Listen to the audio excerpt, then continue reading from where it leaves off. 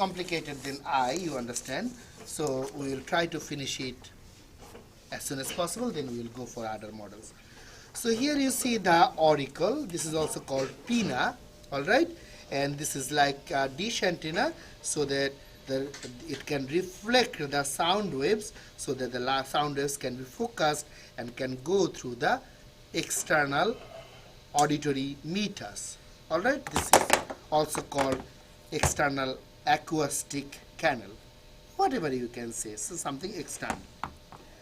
The inner boundary is here. This is the eardrum or the tympanic membrane.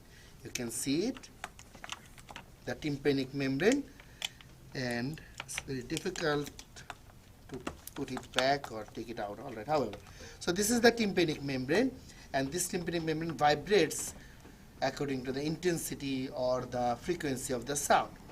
And then we have got three small bones right here. These are called ossicles, all right? These are called ossicles, and these ossicles will re-intensify the sound, re-amplify the sound, so that whatever you lost right here, you will get it back. The last ossicle, the third one, is called steps. Right here, you see the steps. The first one is malleus, second one is the incus. The steps is connected to one window that is called oval window. You can see that the foot plate of the step, this is called the foot plate, it is not quite rounded. This is something oval, so that's why the window is called oval window. And this part, this is, I am holding the inner ear actually. This part of the inner ear is called vestibule. You know that this is one common chamber for both the things, and vestibule is also the part of balance. So from the vestibule, the sound waves, they don't have anything to do right here or right there. They will be transmitted through one spiral channel that is called the cochlea. You can see the cochlea, the cochlea.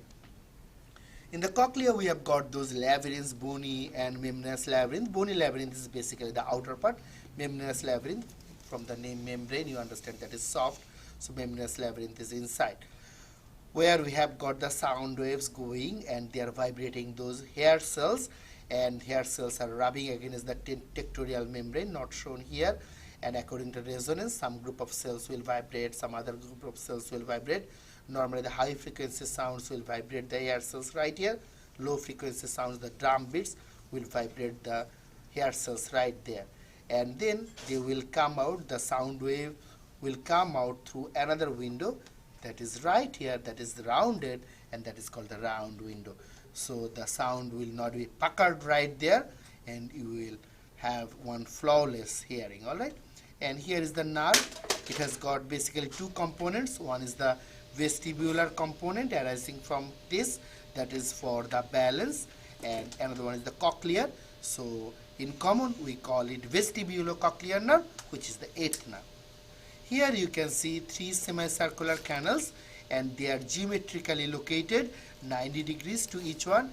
And you know that we are three-dimensional animals, so we understand the height, the length, and the depth, all right? So everything we understand, three different things we understand. So these three canals are helping you to understand those things. If we are fourth-dimensional animals, then maybe something else we should have, all right? Fortunately, we don't have anything like that. So this is the inner ear, and it should be like this, all right? Simple, isn't it? The last thing here. What is this? Pardon? Yeah, just try.